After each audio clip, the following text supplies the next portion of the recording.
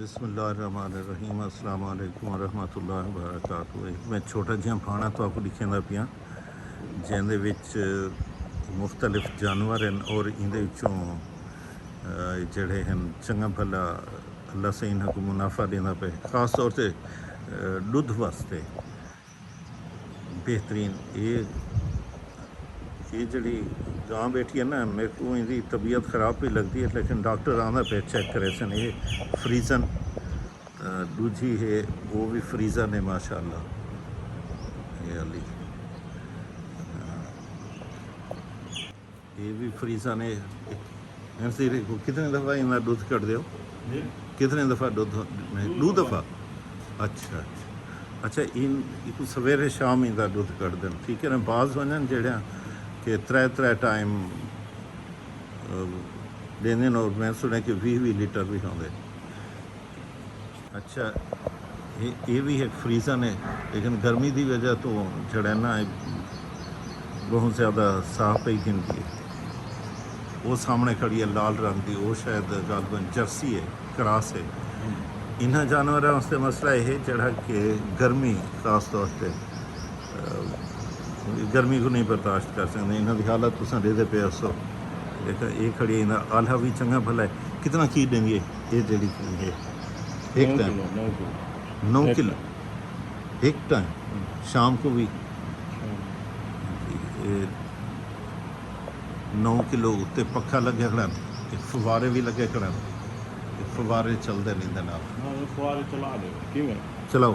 गर्मी है वो तो आ वैसी चलाओ। हाँ जरा देखूँ तो सही बात देखें हूँ फवारे चलते। मैं तो दिखे सा कि मैं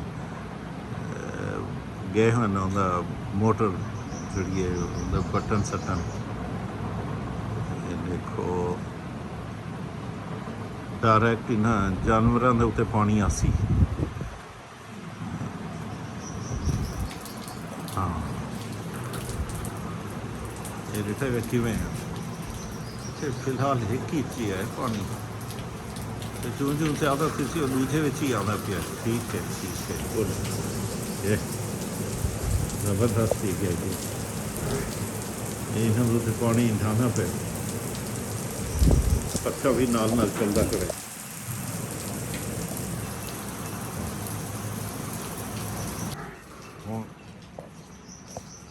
बिजली बंद थी कि नहीं तो फवारे भी बंद थी गए। ये बच्चा है या बच्ची है? बच्चा बच्ची। ये देखो इन्होंने अपने अलहदा बनाए हुए कैबन इन्होंने।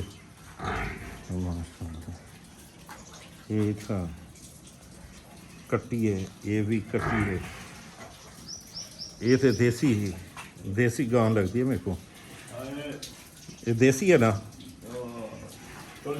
चोलिस्तानी। हाँ ये चोलिस्तान की है जी। ये गर्मी वास्ते सही है।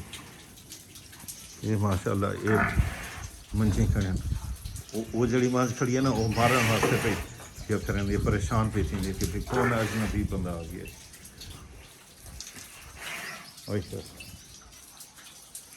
दुआ करो अल्लाह ताला इन्हों के माल रिस्क बरकत फरमावे, और तुम भी कोशिश करो जानवर रखो, जानवरों में ठीक ठाक बंदा ज़रा मुबादला कमा दे। ठीक है, अल्लाह हाफिज़। आज के लिए इतना ही काफ़ी है।